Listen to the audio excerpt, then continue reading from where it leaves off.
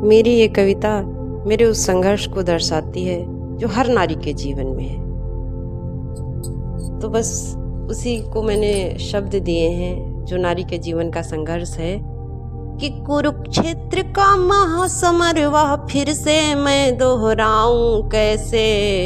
कुरुक्षेत्र का महासमर वह फिर से मैं दोहराऊं कैसे। इस संसार में सब कहते हैं, पूरा संसार कहता है कि जो महाभारत का युद्ध हुआ वो द्रौपदी की वजह से हुआ, लेकिन अन्याय सहते रहो क्या, ये बहुत अच्छा है। आज भी स्त्रियों के साथ अन्याय होता है और स्त्रियां अगर आवाज उठाएं तो स्त्रियों को ही आरोपित कर दिया जाता है। तो वही है कि हर बार दोष किसी का भी हो, मर्द स्त्री पे ही दिया जाता है कि कुरुक्षेत्र का महासमर वह फिर से मैं दोहराऊं कैसे। और कृष्णा बन भी जाऊं तो फिर नटवर को मैं पाऊं कैसे। महाभारत का युद्ध श्री कृष्ण के बल पर जीता गया, ये बात तय है और सच्ची है।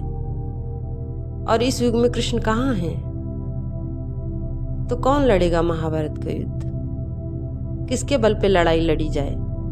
तो स्त्रियां अपने बलबूते पर अपनी लड़ाई लड़ रही हैं। बस मैंने उसी को लिखा कि कुरुक्षेत्र का महासमर वह फिर से मैं दोहराऊं कैसे। और कृष्णा अर्थात द्रौपदी, कृष्णा बन भी जाऊं तो फिर नटवर को मैं पाऊं कैसे। कृष्णा बन भी जाऊं तो फिर नटवर को मैं पाऊं कैसे।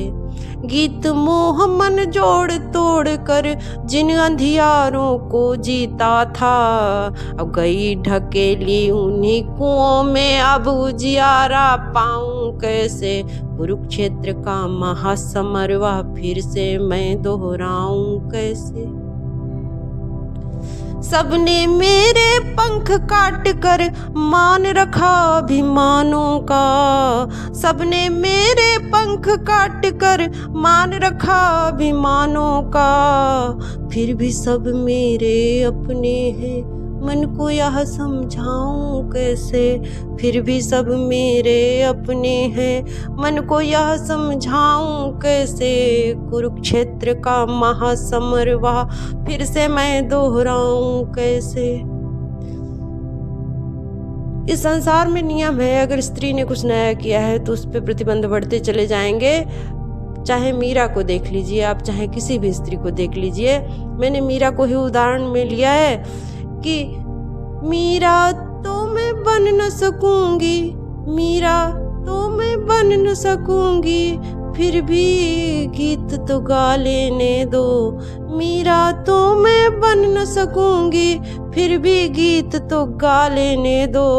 और हर एक बार मैं जहर पीऊं और मैं ही फिर मर जाऊं कैसे।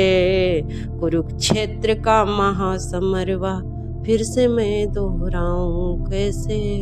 फिर से मैं दोहराऊं कैसे। धन्यवाद।